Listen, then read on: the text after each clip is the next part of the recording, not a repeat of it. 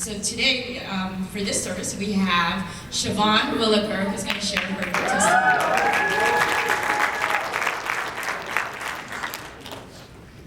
So I'm Shevonne.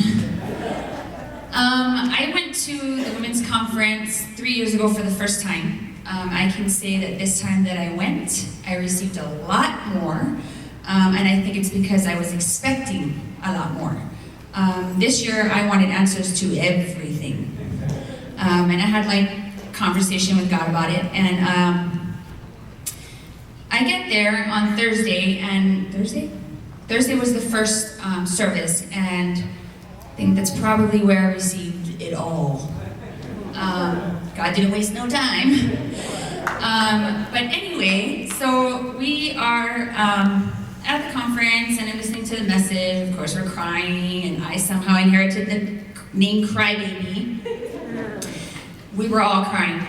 And at one of the services, they had passed out a mirror, a compact mirror, to every woman. It was closed, it was wrapped. We weren't to open it until they told us to open it. The speaker told us to open it in the message. So going to this, I was to the point where I wanted to, give me the tissue. I wasn't gonna cry. Anyway, I was to the point where I wanted to give up on my marriage. I wanted to give up on the whole family life because it was exhausting. And I know God allows us to go through things to strengthen us and to build us, but I was getting to the point where I was trying to do it on my own, in my timing, in my way. Obviously, it wasn't working. So that night when they had us open up the compact mirrors, it got to me, the message that they wrote on here. But before like spilling my guts, I looked at everybody else's mirror first to see if we all had the same message, because then it wouldn't feel so special. So I did. They didn't have the same message as me. Mine says, "You are a fighter. Never give up. You are winning."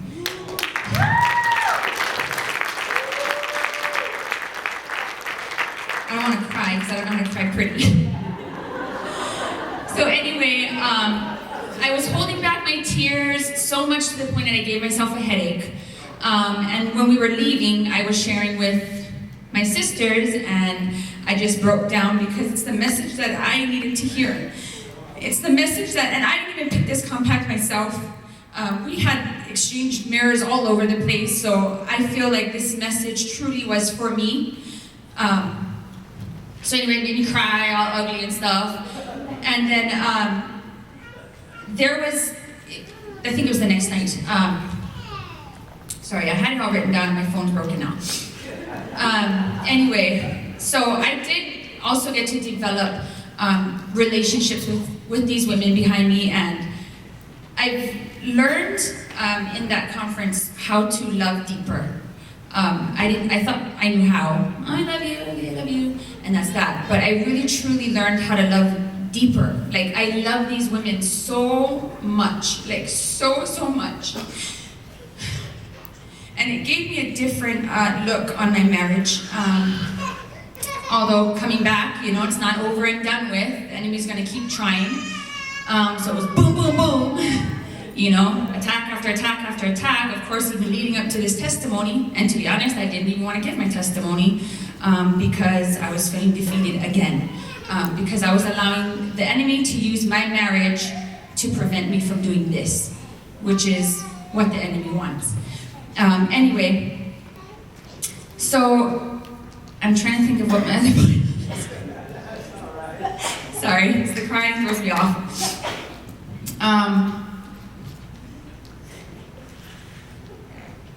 Anyway, so the second night the speaker talked about her son. She lost her 3-year-old son, 3.5-year-old, and he drowned. But instead of allowing that to get her down, and instead of allowing that to, instead of allowing herself to beat herself up and allowing it to defeat her, she didn't. She trusted in God and she chose to serve God. So right now I'm going through something in my marriage, and that is one thing that I said when I was sad and trying to worship and spend time with God, is that I'm gonna choose to serve you no matter what. No matter what it looks like right now, I'm gonna choose to serve you because I know you got me. That was one thing I learned is how to be still. That scripture is be still and know that I am God. I never truly knew how to be still and just listen. I pray. I'm like, okay, Lord, I'm gonna listen for 2 seconds. Then I pray again. Okay, I don't know how to shut up. So that's one thing I learned with one of the steps that we went through. They had us listen to worship music and just sit and think. The number one thing was the first thing that pops to your mind. Mine was family. Now he said, rate it from 1 being not so bad to 10 being like, ah. Mine was a 10. I have 6 kids. Okay, it's gonna be a 10. Then he had us sit with our eyes closed and he said, envision yourself in the throne room. Envision yourself with Jesus looking at you. What does his look say to you?